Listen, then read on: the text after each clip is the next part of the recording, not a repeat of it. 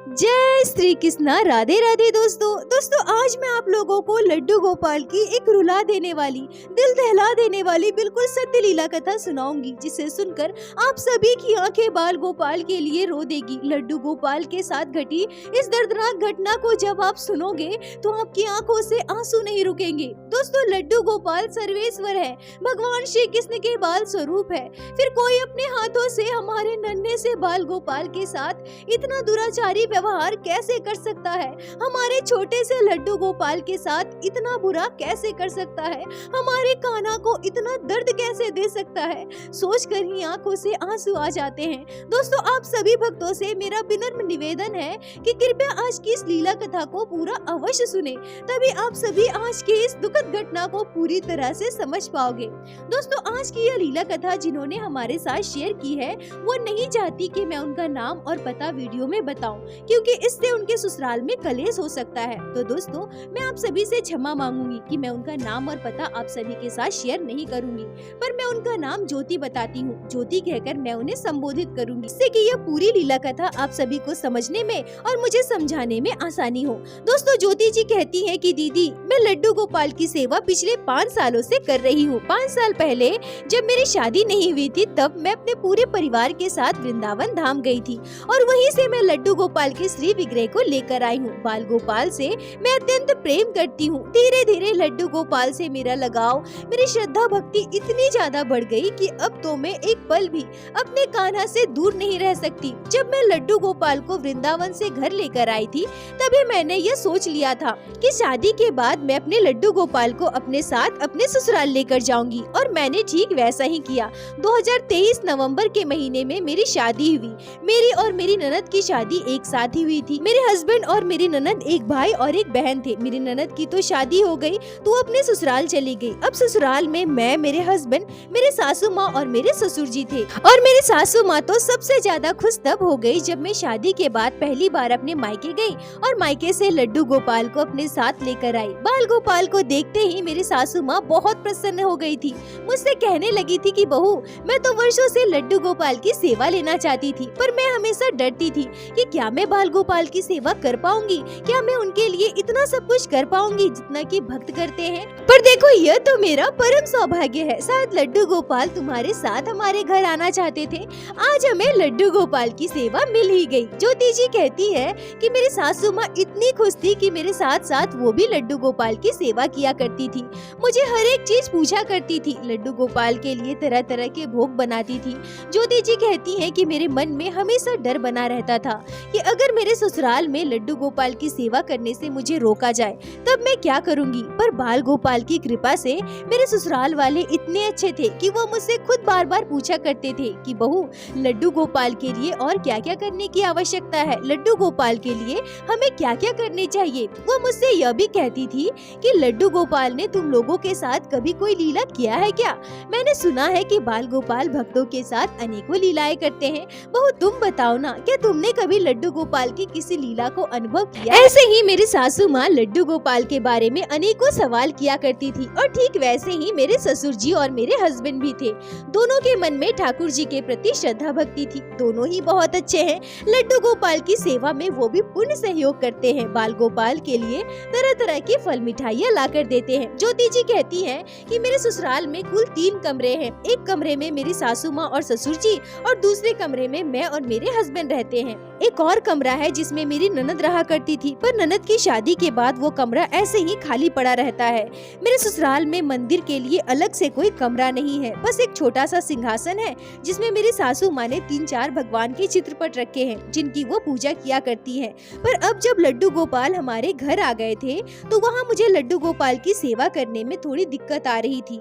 मैंने सोचा कि एक छोटा सा टेबल लगा देते हैं, जहाँ मैं बाल गोपाल को विराजित करूंगी और वहीं मैं बाल गोपाल की सेवा करूंगी। फिर एक दिन मैंने सोचा कि मेरी ननद का कमरा तो ऐसे ही खाली पड़ा है, तो क्यों ना मैं एक टेबल अपने अपनी ननद के कमरे में लगा दूं, जहां मुझे लड्डू गोपाल के लिए ज्यादा जगह मिल जाएगा और लड्डू गोपाल की सेवा अच्छे से हो पाएगी। यही सोचकर मैंने अपनी ननद के कमरे को बहुत अच्छे से अपने हिसाब से समेट लिया और उसी कमरे में मैंने टेबल लगा दिया, जहां मैंने अपने बाल गोपाल को विराजित किया। अब मुझे लड्डू गोपाल की सेवा में जगह की कोई दिक्कत नहीं हो रही थी। बहुत बड़ा कमरा था, लड्डू गोपाल का बेड, झूला, सिंहासन सब कुछ मैंने वहाँ पे लगा दिया था और बाल गोपाल की सेवा भी बहुत अच्छे से हो रही थी। तभी कुछ दिनों के बाद मेरे हस्बैंड मेरी ननद को घर लेकर आते हैं और जब मेरी ननद ये देखती है कि उनके कमरे में मैंने लड्डू गोपाल को विराजित किया है और उनके कमरे को मैंने अपने हिसाब से थोड़ा व्यवस्थित किया है, तो इसे देखकर वो बहुत गुस्सा हो जाती है और मेरी सासू माँ पर चीखने चिल्लाने लगती है। वो कहती है कि मेरी शादी को अभी 10 दिन नहीं हुए और तुम लोगों ने मेरा कमरा पूरी तरह से बदल दिया कि अब इस घर में मेरा कोई हक नहीं है। कम से कम मुझसे एक बार पूछ तो लेती ना, हिम्मत कैसे हुई मेरे सामान को हाथ लगाने की।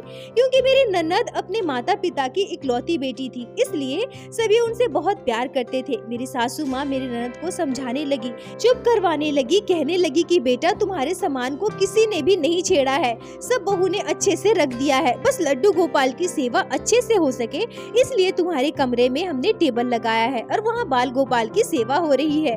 ज्योति जी कहती है कि बस वही हमारे घर में विवाद का कारण बना था। ज्योति जी कहती है कि बस वही हमारे घर में विवाद का कारण बना था। मेरी ननद के मन में मेरे लिए गलत भावना उसी दिन से पैदा हो गई थी। मेरी ननद ने मुझे भी बहुत सारी बातें सुनाई, पर मेरी सासू माँ ने मुझे समझाया, मुझसे कहा कि बेटा उसका स्वभाव ऐसा ही है, वो चीखते चिल्लाते रहती है, उसकी बातों को सीरियस मत लेना, दिल की बहुत अच्छी है, कुछ दिनों में सब कुछ भूल जाएगी। ज्योति जी कहती हैं कि क्योंकि मेरी ननद मुझसे छोटी थी, घर की इकलौती बेटी थी, तो मुझे पता है कि सभी उससे लाड प्यार करते हैं, इसलिए वो ऐसा कर रही है। मैंने भी उसकी बातों पर ध्यान नहीं दिया। मेरी ननद हमारे घर 10-15 दिन रुकने वाली थी। अब क्योंकि लड्डू गोपाल उनके कमरे में विराजित थे, तो मैं दिन भर में 4-5 बार उनके कमरे में जाया करती थी, लड्डू गोपाल की सेवा के लिए, तो कभी लड्डू गोपाल के स्नान श्रृंगार के लिए, तो कभी बाल गोपाल को भोग लगाने के लिए, तो कभी लड्डू गोपाल को सुलाने के लिए।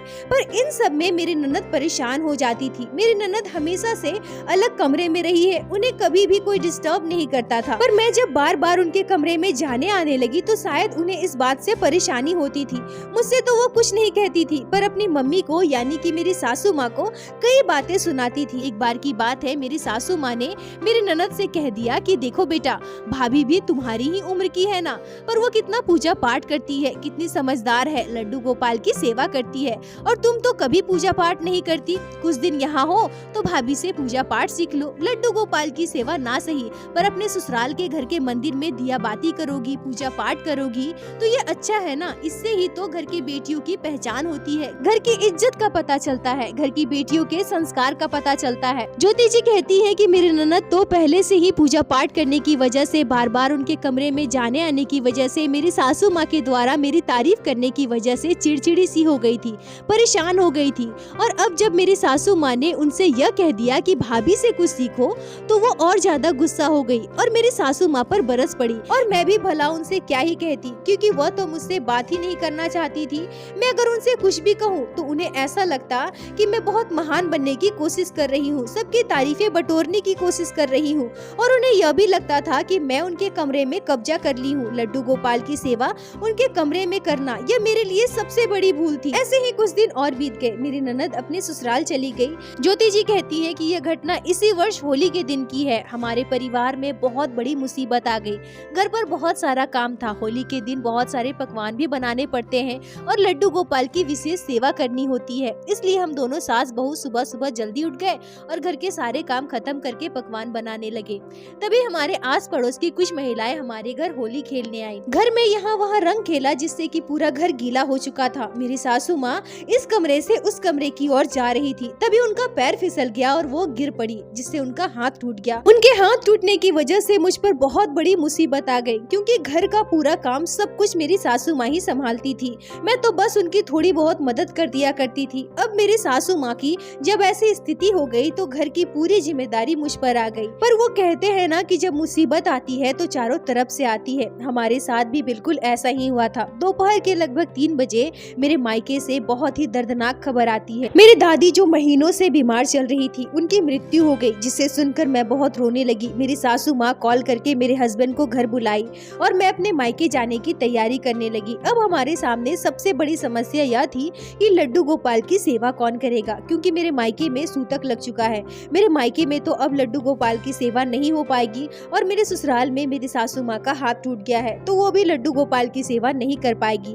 और ठीक उसी समय मेरी ननद का कॉल आता है। मेरी सासू माँ मेरी ननद से कहती है कि बेटा एक काम करोगी, 15 दिनों की तो बात है, तुम लड्डू गोपाल की सेवा कर लोगी, कहो तो मैं तुम्हारे पापा के हाथों लड्डू गोपाल को तुम्हारे घर भिजवा दूं। ज्योति जी कहती हैं कि मैं इतना रो रही थी कि मुझे तो होश ही नहीं था। तभी मेरी ननद ने शायद कहा कि हाँ ठीक है, कुछ दिनों तक मैं लड्डू गोपाल की सेवा कर लूंगी। और उसके बाद मैं और मेरे हस्बैंड मेरे मायके चले गए और मेरे ससुर जी लड्डू गोपाल को लेकर मेरे ननद के घर पर चले गए। मेरे मायके में मातम का माहौल था, बहुत सारे रिश्तेदार घर पर आए हुए थे, रोना धोना चल रहा था। मेरी दादी माँ का अंतिम संस्कार किया गया। उस दिन तो मैं अपनी सासू माँ को बिल्कुल भी कॉल नहीं कर पाई, पर उसके अगले दिन मेरा ध्यान मेरे लड्डू गोपाल की ओर गया और मैंने अपनी सासू माँ को कॉल किया। मैंने उनसे पूछा कि लड्डू गोपाल कैसे हैं। दोस्तों, मैं ज्योति जी की ननद को प्रिया नाम से संबोधित करूंगी। ज्योति जी कहती है कि मैंने अपनी सासू माँ से पूछा कि मम्मी जी आपकी बात प्रिया से हुई है क्या, लड्डू गोपाल कैसे हैं? तब मेरी सासू माँ कहती है कि बहू तुम बिल्कुल भी परेशान मत हो, मैंने प्रिया से बात कर ली है। लड्डू गोपाल की संपूर्ण सेवा विधि मैंने उसे समझा दी है। बाल गोपाल की सेवा वो अच्छे से कर लेगी, चिंता करने की कोई बात नहीं है, तुम बस अपना ध्यान रखो। ज्योति जी कहती हैं कि मन में तो बहुत संकोच था, क्योंकि जब मेरी ननद हमारे घर आई थी तब भी वो मेरे लड्डू गोपाल को बिल्कुल भी पसंद नहीं करती थी, उसे पूजा पाठ करना बिल्कुल भी पसंद नहीं था। पर अब वही मेरे लड्डू गोपाल की सेवा कर रही है। सोच सोचकर मुझे बहुत बुरा लग रहा था, पर मैं क्या करूं, निरुपाय थी। फिर मैंने सब कुछ अपने लड्डू गोपाल पर छोड़ दिया। मैंने मन ही मन लड्डू गोपाल से प्रार्थना की कि हे ठाकुर जी, अगर आपकी सेवा में मेरी ननद से कोई त्रुटि हो जाए तो आप उन्हें क्षमा कर देना। अगर मेरी ननद आपका ध्यान ठीक से ना रख पाए तो आप अपना ध्यान खुद रखना। आप अच्छे बच्चे की तरह कुछ दिनों तक अपना ध्यान खुद रख लेना मेरे लल्ला। और मन ही मन मैंने राधा रानी से प्रार्थना की कि हे मेरे किशोरी जू, कान्हा का कुछ दिनों तक आप ही ख्याल रखना। ज्योति जी कहती हैं कि कुछ दिनों से गर्मियाँ बहुत ज्यादा बढ़ गई है और मैं अपने लड्डू गोपाल को मौसम के अनुसार भोग लगाती हूँ, मौसम के अनुसार वस्त्र पहनाती हूँ, मौसम के अनुसार जल का प्रयोग भी करती हूँ। एक दिन जब मैं फ्रिज का ठंडा पानी पी रही थी तभी एकाएक मेरा ध्यान लड्डू गोपाल की ओर गया, क्योंकि मैं गर्मियों में बाल गोपाल के लिए एक मटका रखती हूँ और मटके में भरा जल ही लड्डू गोपाल को पिलाती हूँ। मुझे ऐसा लग रहा था मानो मेरे कान्हा मुझसे कह रहे हो, मैया मुझे भी ठंडा जल पिलाओ ना मैया, मैया मुझे बहुत गर्मी लग रही है, मुझे भी मटके का जल पिलाओ ना मैया। तो मैंने यह बात कॉल करके अपनी ननद से कही। मैंने उनसे कहा, आप एक बात मानोगे, एक छोटा सा मिट्टी का मटका लेकर आना और उसमें पानी भरकर रख देना और उसी पानी को लड्डू गोपाल को पिलाना, क्योंकि गर्मियाँ बहुत ज्यादा बढ़ गई है। मुझे ऐसा लग रहा है कि मेरे नन्हे से बाल गोपाल ठंडे जल की मांग कर रहे हैं। ज्योति जी कहती हैं कि अगले ही दिन मुझे पता चलता है कि प्रिया लड्डू गोपाल को लेकर हमारे घर आ चुकी है और मेरे हस्बैंड ने मुझे यह भी बताया कि प्रिया घर में बहुत कलेश कर रही थी। वो कह रही थी कि भाभी बार बार फोन कर करके मुझे ऑर्डर दे रही है, मैं क्या अपने ससुराल में यही सब करने गई हूँ, तुम्हारे लड्डू गोपाल की सेवा करूँ या फिर अपने ससुराल में काम करूँ। अब जब तक भाभी नहीं आ जाती तब तक मैं यही रहूंगी और यही लड्डू गोपाल की सेवा होगी। और मेरी ननद अपने साथ अपनी जिठानी के बेटे को लेकर आई थी जो लगभग 5 साल का था। एग्जाम के बाद स्कूल की छुट्टियां चल रही थी तो वो भी अपनी चाची यानी कि मेरी ननद के साथ हमारे घर पर आ गया था। ये घटना 2024 अप्रैल की महीने की है। ज्योति जी कहती है कि मेरी सासू माँ ने एक मिट्टी का मटका मंगवा दिया और उसमें मेरी ननद ने जल भर कर रखा और उसी जल को लड्डू गोपाल को पिलाती थी। मायके में रहते हुए मुझे लगभग 8-9 दिन बीत गए थे। कुछ दिनों के बाद मेरी दादी माँ की 13वीं थी और फिर मैं अपने घर वापस आने वाली थी और इसी बीच मुझे अजीब अजीब ख्याल आने लगे। मेरा मन बिल्कुल भी नहीं लग रहा था। बार बार मुझे लड्डू गोपाल की याद आ रही थी। कभी कभी आंखों में अपने आप आंसू आ जाते थे तो कभी कभी मैं बहुत दुखी हो जाती थी। कभी तो मुझे ऐसा लगता था कि मेरी दादी माँ के चले जाने की वजह से मुझे ऐसा महसूस हो रहा है। और सबसे आश्चर्य की बात तो यह है कि जब मैं अपने ससुराल में कॉल करती थी और लड्डू गोपाल को वीडियो कॉल पर दर्शन करने की बात करती थी तो हमेशा सभी मुझे कोई ना कोई बहाना बनाकर डाल देते थे। बहुत दिन हो गए थे मुझे मेरे लड्डू गोपाल के दर्शन भी नहीं हुए थे और जब भी मैं फोटो मांगती थी तो मुझे वही पुराना फोटो भेज दिया जाता था। मैं समझ जाती थी कि ये सब तो पुराने फोटो है, पर मेरे हस्बैंड मेरी ननद यही कहते थे कि नहीं नहीं ये तो आज का ही फोटो है।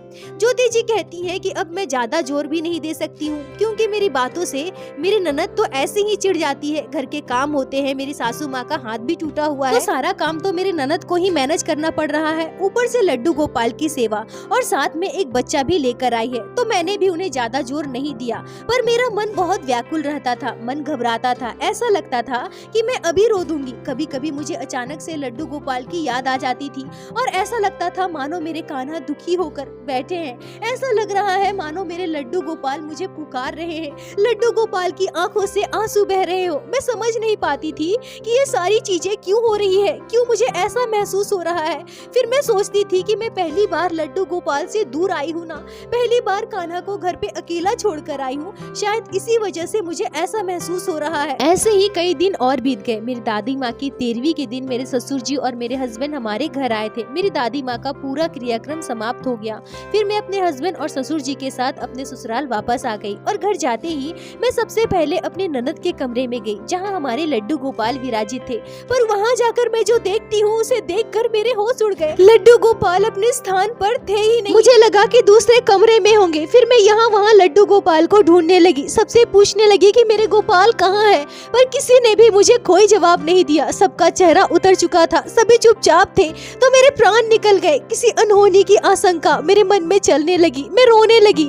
तभी मेरे ससुर जी मुझसे कहते हैं कि बेटा तुम शांत हो जाओ, पहले चुपचाप बैठ तो जाओ, अभी अभी आई हो, पानी तो पी लो, फिर मैं तुम्हें सब कुछ बताता हूँ। ज्योति जी कहती है कि मैं रोने लगी थी। मैं कहने लगी कि नहीं, मुझे पहले बताइए मेरे लड्डू गोपाल कहाँ है मेरे कान्हा। तभी मेरे हस्बैंड मुझसे कहते हैं कि देखो ज्योति शांत हो जाओ, मैं सब बताता हूँ। दरअसल आज से लगभग 10-12 दिन पहले हमें लड्डू गोपाल कहीं नहीं मिले। हम सब घर का कोना कोना छान मारे, पर लड्डू गोपाल हमें कहीं मिले ही नहीं। ज्योति जी कहती है कि ये सुनते ही मेरे पैरों तले की जमीन खिसक गई। भला ये कैसे हो सकता है, घर से लड्डू गोपाल कहाँ गायब हो सकते हैं। मैं बहुत गुस्से में आ गई, रोने लगी, चीखने चिल्लाने लगी, मुझे मेरे लड्डू गोपाल ला कर दो। मैं नहीं जानती आप लोगों ने मेरे कान्हा का क्या किया, मुझे मेरे लड्डू गोपाल चाहिए, मुझे मेरे कान्हा चाहिए। तभी मेरी ननद कहती है कि भाभी मेरी जिठानी जी का बेटा बहुत शैतान है, मुझसे ही गलती हो गई जो मैं उसे लेकर आई हूँ। हमारे घर पे तो कोई आता जाता भी नहीं है, हो ना हो उसी ने लड्डू गोपाल को यहाँ वहाँ किया होगा,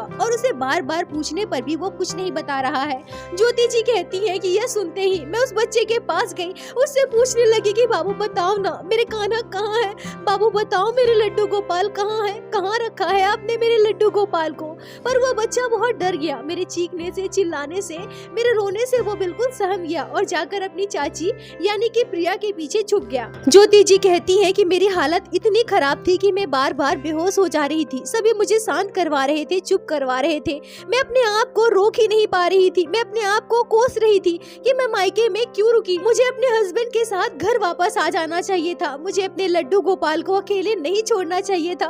मैं अपना सर पटक रही थी, मैंने हमेशा के लिए अपने लड्डू गोपाल को खो दिया था, मैं खो चुकी थी अपने कान्हा को। फिर मेरे सासू माँ ने मेरी मम्मी को कॉल किया। मेरी मम्मी ने भी मुझे बहुत समझाया कि बेटा तुम रो मत, परेशान मत हो, हम तुम्हारे लिए दूसरे लड्डू गोपाल ला कर देंगे। ज्योति जी कहती है कि मैं भला अपने कान्हा का स्थान दूसरे कान्हा को कैसे दे सकती हूँ। मुझे पता है सभी लड्डू गोपाल एक समान है, पर मेरे लिए तो मेरे कान्हा ही सर्वेश्वर है। मुझे दूसरे लड्डू गोपाल नहीं चाहिए, मुझे तो अपने लड्डू गोपाल ही चाहिए। उस दिन मेरी हालत इतनी खराब रही कि मैं दिन भर अपने बिस्तर से उठी भी नहीं, ना ही मैंने कुछ खाया था। अगले दिन मेरे हस्बैंड, मेरी सासू माँ सभी मुझे उठाने लगे, कहने लगे कि उठ जाओ, कुछ खा लो, ऐसे कैसे चलेगा, ऐसे रोती रहोगी तो कमजोर हो जाओगी, बीमार पड़ जाओगी। सबसे ज्यादा बुरा तो मुझे तब लग रहा था जब मैं अपने ननद के कमरे में जा रही थी। बाल गोपाल का स्थान बिल्कुल खाली पड़ा था, जिसे देख देख कर मेरा कलेजा फट रहा था। मन ना होते हुए भी मैं उठकर अपने कमरे से बाहर आई।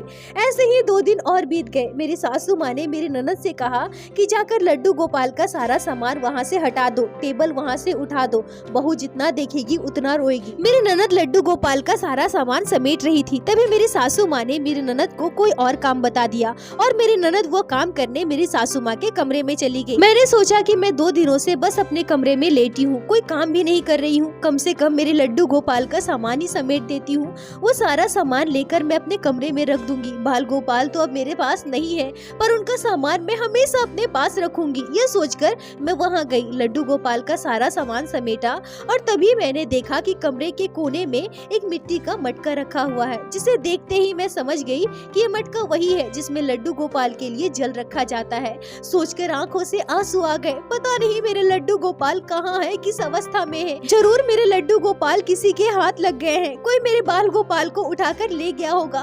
पता नहीं लड्डू गोपाल की वो कैसे सेवा कर रहा होगा। यह सोचकर मैं मटके के पास गई। मैंने सोचा कि मटके का जल खाली कर देती हूँ और इसे ले जाकर किचन में रख देती हूँ। मैं मटका उठाकर वहाँ से ले गई और जैसे ही मैंने मटके का सारा जल नीचे उठेला, तब जो मैं देखती हूँ उसे देखकर मेरी मुंह खुली की खुली रह जाती है। पानी के साथ साथ मेरे लड्डू गोपाल जमीन में गिर गए। मेरे मुंह से चीख निकल गई। मेरी खुशी का ठिकाना नहीं था। मैंने तुरंत लड्डू गोपाल को उठाकर अपनी गोद में ले लिया और खूब रोने लगी। मेरे रोने की आवाज से मेरे हस्बैंड, सासू माँ, ससुर जी, मेरी ननद सभी बाहर आ गए। सबने जब मेरे हाथ में लड्डू गोपाल को देखा तो सभी अवाक थे।